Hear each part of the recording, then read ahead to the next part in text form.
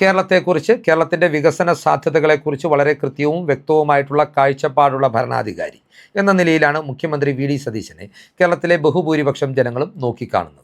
അധികാരത്തിലേറിയ ആദ്യ നാൾ മുതൽ മുഖ്യമന്ത്രി പദവിയിൽ 100 ദിവസം പൂർത്തിയാക്കുന്ന ദിവസം വരെയും ഈ ഒരു പ്രതിച്ഛായ നിലനിർത്തുവാനും വി ഡി സതീശൻ എന്ന ജനനേതാവിന് സാധിച്ചിട്ടുണ്ട്.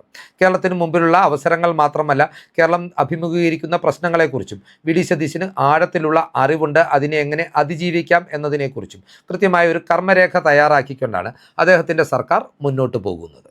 ഈ ഒരു പ്രതീക്ഷകൾ ഉള്ളതുകൊണ്ട് തന്നെയാണ് ജനം വി ഡി സതീശനെ നാടിൻ്റെ രക്ഷകനായി നോക്കിക്കാണുന്നതും അദ്ദേഹത്തിൻ്റെ വാക്കുകൾ വിശ്വസിക്കുന്നതും. തൻ്റെ ഓരോ നയങ്ങളും സമീപനങ്ങളും തൻ്റെ സർക്കാരിൻ്റെ പദ്ധതികളെക്കുറിച്ചുള്ള വിശദാംശങ്ങളും തൻ്റെ പൊതുപ്രസംഗങ്ങളിൽ ജനങ്ങളോട് പങ്കുവെക്കുവാനും മുഖ്യമന്ത്രി മടി കാണിക്കാറില്ല. ഇത്തരത്തിൽ തന്നെ പൊതുമേഖലാ സ്ഥാപനങ്ങളെക്കുറിച്ചുള്ള തൻ്റെ കാഴ്ചപ്പാടും ജനങ്ങളോട് അദ്ദേഹം ഇതിനോടകം പലവട്ടവും പങ്കുവച്ചിട്ടുണ്ട്. പൊതുമേഖലാ സ്ഥാപനങ്ങളുടെ നന്മകൾ താൻ തിരിച്ചറിയുന്നുണ്ട് എങ്കിൽ കൂടിയും അത്തരം സ്ഥാപനങ്ങൾ സർക്കാരിനും പൊതുഖജനാവിനും വലിയ രീതിയിൽ സാമ്പത്തിക ബാധ്യതയുണ്ടാക്കുന്ന സംവിധാനങ്ങളായി മുൻപോട്ട് നിലനിർത്തിക്കൊണ്ടു പോകുവാൻ കഴിയില്ല എന്നും അദ്ദേഹം വ്യക്തമാക്കിയിട്ടുണ്ട്. പൊതുമേഖലാ സ്ഥാപനങ്ങൾ അവയുടെ കടങ്ങൾ ഏറ്റെടുക്കുന്നത് വഴി സർക്കാരിന് നഷ്ടമാക്കുന്നത് ജനക്ഷേമത്തിനും നാടിൻ്റെ വികസനത്തിനും ഉപയോഗിക്കേണ്ട പണമാണ് എന്ന തിരിച്ചറിവും നമ്മുടെ മുഖ്യമന്ത്രിക്കുണ്ട്. അതുകൊണ്ട് തന്നെ വി ഡി സതീശൻ ഈ ഒരു കാര്യത്തിലും കൃത്യമായ കാഴ്ചപ്പാട് പങ്കുവച്ചിട്ടുണ്ട്. പൊതുമേഖലാ സ്ഥാപനങ്ങളെ സ്വകാര്യ മേഖലയ്ക്ക് തീരെഴുതുകയല്ല, നേരെ മറിച്ച് ഏറ്റവും ഫലപ്രദമായ രീതിയിൽ ജീവനക്കാരുടെ കൂടി സഹകരണത്തോടു കൂടി ഇവയെ പുനരുജ്ജീവിപ്പിക്കുക എന്ന ലക്ഷ്യമാണ് സർക്കാരിന് മുമ്പിലുള്ളതെന്നും അദ്ദേഹം വ്യക്തമാക്കുന്നുണ്ട്. എന്നാൽ ഈ പദ്ധതികളും ഈ ആസൂത്രണങ്ങളുമെല്ലാം യാഥാർത്ഥ്യമാകുമോ എന്ന സംശയം പലപ്പോഴും പല ഘട്ടങ്ങളിലും ആളുകൾ പ്രകടിപ്പിക്കാറുണ്ട്.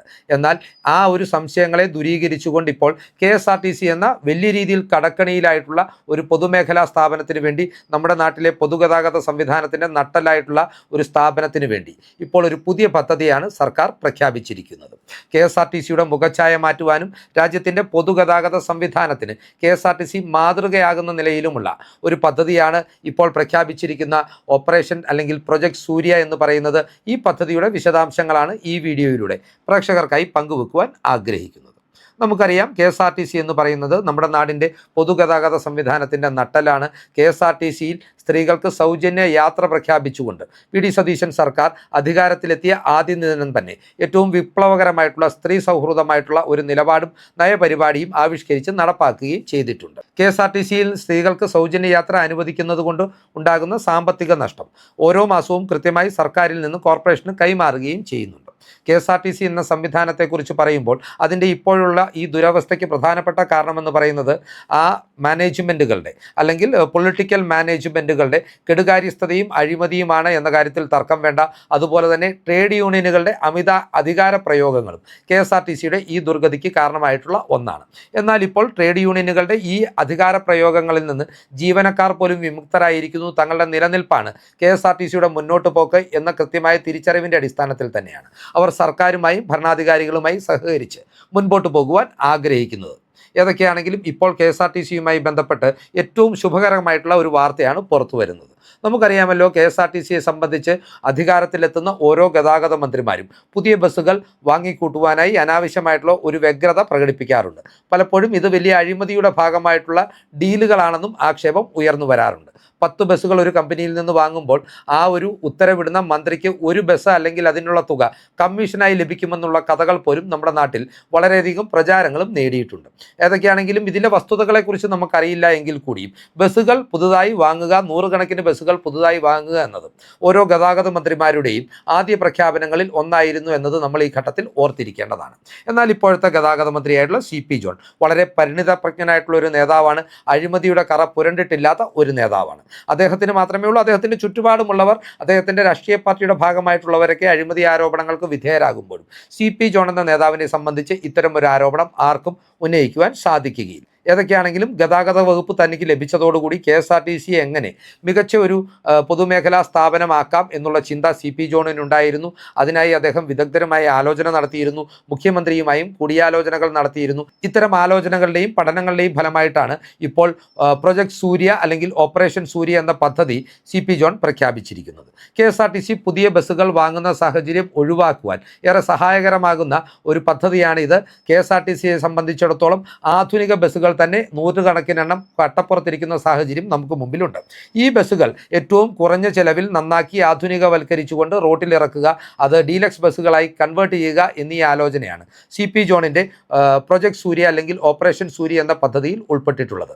ആദ്യഘട്ടത്തിൽ ഇതിനായി ഐഡന്റിഫൈ ചെയ്തിരിക്കുന്നത് 100 ബസ്സുകളാണ്. BS3, BS4 കാറ്റഗറികളിലുള്ള 100 ബസ്സുകളാണ് പുനരുജ്ജീവിപ്പിക്കുവാനായി സർക്കാർ ശ്രമിക്കുന്നത്. KSRTCയുടെ സ്വന്തം വർക്ക്ഷോപ്പുകളും ബോഡി ബിൽഡിംഗ് ഷോപ്പുകളും ജീവനക്കാരുടെ വൈദഗ്ധ്യവും ഉപയോഗിച്ച് 1.5 മുതൽ 2.5 ലക്ഷം രൂപ വരെ മുതൽ മുടക്കിൽ അല്ലെങ്കിൽ ചെലവിൽ ഈ ബസ്സുകൾ ആധുനികീകരിച്ച് ഡീലക്സ് ബസ്സുകളായി ട്രാൻസ്ഫോർമേഷൻ വരുത്തി നിരത്തിലിറക്കാം എന്നുള്ളൊരു പദ്ധതിയാണ് പ്രൊജക്ട് സൂര്യ എന്ന് പറയുന്നത്. ഈ പദ്ധതി യാഥാർത്ഥ്യമായാൽ KSRTCയെ സംബന്ധിച്ച് സമീപകാലത്തെങ്ങും പുതിയ ബസ്സുകൾ വാങ്ങേണ്ടി വരികയില്ല എന്നൊരു അഡ്വാൻറ്റേജാണ് ലഭിക്കുന്നത്. ഇതുമൂലം തന്നെ കോടിക്കണക്കിന് രൂപ KSRTCക്ക് ഓപ്പറേഷണൽ എക്സ്പെൻസ് ഇനത്തിൽ ലാഭിക്കുവാൻ കഴിയും എന്നതാണ് വസ്തുത. ഈ 100 ബസ്സുകളിൽ 26 എണ്ണം സൂപ്പർ ക്ലാസ് കാറ്റഗറിയിലായിരിക്കും, ഹൈ എൻഡ് ബസ്സുകളായിട്ടായിരിക്കും സർക്കാർ നിരത്തിലിറക്കുവാൻ പോകുന്നത്. 52 എണ്ണം ഫാസ്റ്റ് പാസഞ്ചർ അല്ലെങ്കിൽ സൂപ്പർ ഫാസ്റ്റ് പാസഞ്ചർ എന്ന നിലയിലായിരിക്കും നിരത്തിലിറക്കുക. ബാക്കിയുള്ള 22 എണ്ണം ഓർഡിനറി ബസ്സുകളായിട്ടായിരിക്കും നിരത്തിലിറക്കുക. 100 ബസ്സുകൾ പുതുതായി വാങ്ങുന്നതിന് ഓരോ ബസ്സിനും 40 മുതൽ 60 ലക്ഷം രൂപ വരെ ചിലവുള്ളെടുത്ത് ഒരു ബസ്സിന് പരമാവധി 2.5 ലക്ഷം രൂപ പണം മുടക്കിയാൽ ഇത്തരത്തിൽ 100 ബസ്സുകൾ ഉപയോഗയുക്തമാക്കാം എന്നുള്ള വിപ്ലവകരമായിട്ടുള്ള ആശയം വിജയത്തിലേക്ക് എത്തിയാൽ അത് രാജ്യത്തെ പൊതുഗതാഗത സംവിധാനത്തിന് തന്നെ മാതൃകയായി മാറുമെന്നും KSRTCക്ക് പുതുജീവൻ പകരുമെന്നും എന്നുള്ള കാര്യത്തിൽ തർക്കം വേണ്ട. നമുക്കറിയാം KSRTCയുടെ നല്ല ബസ്സുകളും നല്ല സർവീസുകളും മികച്ച റൂട്ടുകളും ജനങ്ങളെ സംബന്ധിച്ച് ഏറെ ഫലപ്രദമായിട്ട് ആശ്രയിക്കാവുന്ന ഒരു സംവിധാനമാണ്. വളരെ കുറഞ്ഞ ഒരു യാത്രാ ചെലവിൽ അവർക്ക് തങ്ങളുടെ ഡെസ്റ്റിനേഷനുകളിൽ എത്തുവാൻ ഇത്തരം സംവിധാനങ്ങൾ കാര്യക്ഷമമായി പ്രവർത്തിച്ചാൽ അത് ജനങ്ങളെ സഹായിക്കുകയും ചെയ്യും.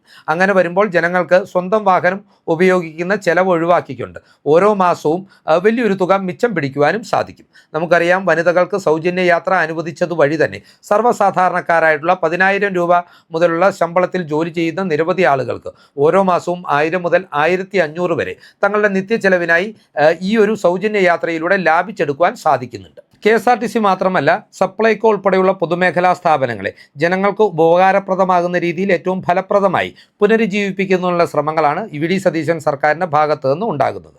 മുൻപുള്ള കാലങ്ങളിലൊക്കെ ഓണക്കാലത്ത് ബിവറേജസ് കോർപ്പറേഷൻ്റെ വിറ്റുവരവിനെ കുറിച്ചാണ് ജനങ്ങൾ വാർത്തകൾ വായിച്ചിരുന്നതെങ്കിൽ ഇപ്പോൾ കോടിക്കണക്കിന് രൂപയുടെ വിറ്റുവരവ് ഉണ്ടാക്കുന്ന സപ്ലൈകോ ഔട്ട്ലെറ്റുകളെ കുറിച്ചുള്ള വാർത്തകളാണ് നമ്മുടെ വാർത്താ മാധ്യമങ്ങളിൽ നിറയുന്നത്. VD സതീശൻ സർക്കാരിൻ്റെ ഭാഗമായിട്ടുള്ള മുഖ്യമന്ത്രിയെ കൂടാതെയുള്ള മറ്റു മന്ത്രിമാർ പോലും ഏറ്റവും കാര്യക്ഷമമായി ആത്മാർത്ഥമായി ജനങ്ങൾക്ക് ഉപകാരപ്രദമാകുന്ന രീതിയിൽ നാടിന് നന്മ ഭവിക്കുന്ന രീതിയിലാണ് തങ്ങളുടെ പ്രവർത്തനങ്ങൾ ഇപ്പോൾ മുമ്പോട്ട് കൊണ്ടുപോകുന്നത്.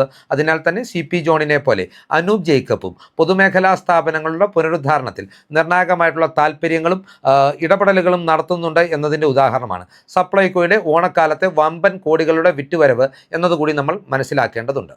ഇത്തരത്തിൽ പൊതുമേഖലാ സ്ഥാപനങ്ങളെ ലാഭത്തിലേക്ക് കൊണ്ടുവരികയും പുനരുജ്ജീവിപ്പിക്കുകയും ചെയ്തുകൊണ്ട് സർക്കാരിൻ്റെ ഖജനാവിന് ബാധ്യതയില്ലാതെ നാടിൻ്റെ നന്മയ്ക്ക് ഉതകുന്ന രീതിയിൽ ഈ സംവിധാനങ്ങളെ നിലനിർത്തിക്കൊണ്ട് കേരളത്തെ മുന്നോട്ട് നയിക്കുവാനുള്ള VD സതീശൻ സർക്കാരിൻ്റെ ഈ പദ്ധതികളും ശ്രമങ്ങളും ഏറെ ശ്ലാഘനീയമാണ്, അംഗീകരിക്കപ്പെടേണ്ടതാണ്, ജനങ്ങൾ ചേർന്ന് നിന്ന് പിന്തുണയ്ക്കേണ്ടതാണ്. ഏതൊക്കെയാണെങ്കിലും ഓപ്പറേഷൻ സൂര്യയുമായി ബന്ധപ്പെട്ട അല്ലെങ്കിൽ പ്രൊജക്ട് സൂര്യയുമായി ബന്ധപ്പെട്ട KSRTC ബസ്സുകളുടെ പുനരുജ്ജീവനവുമായി ബന്ധപ്പെട്ടിട്ടുള്ള പദ്ധതിയുടെ വിശദാംശങ്ങൾ പ്രേക്ഷകർക്കായി അവതരിപ്പിച്ചുകൊണ്ട് ഈ വീഡിയോ ഇവിടെ അവസാനിപ്പിക്കുകയാണ്. കൂടുതൽ രാഷ്ട്രീയ വാർത്തകൾക്കും വിശകലനങ്ങൾക്കുമായി ഞങ്ങളുടെ ചാനൽ സബ്സ്ക്രൈബ് ചെയ്യുക. നന്ദി.